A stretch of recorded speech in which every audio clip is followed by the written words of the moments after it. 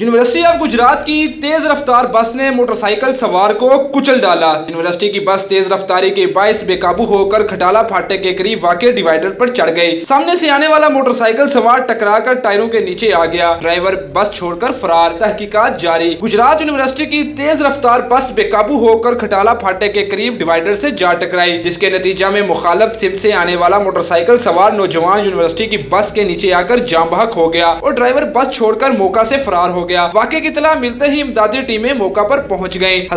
वाक़े की इत्तला मिलते ही इमदादी टीमें मौका पर पहुंच गईं और नाश को जरूरी कार्रवाई के लिए अस्पताल मुंतकिल कर दिया गया। पुलिस मसरूफ तफ्तीशी अमल है। याद रहे कि गुजरात यूनिवर्सिटी के ड्राइवरों की गफलत की वजह से कितनी जानें जाया हो चुकी हैं। जामिया गुजरात को इसके खिलाफ सख्त कार्रवाई करनी चाहिए, क्योंकि जामिया गुजरात के ड्राइवर्स की नाअहली की वजह से पहले भी बहुत सारे हादसा तालिब इल्मों और राहगीरों की जान ले चुके हैं। रिपोर्ट राजा मंसूर, जज्बा न्यूज, गुजरात। इमिग्रेशन और तारकीने वतन की खबरों से बाखबर रहने के लिए हमारा YouTube चैनल सब्सक्राइब करें और बेल आइकन को क्लिक करें।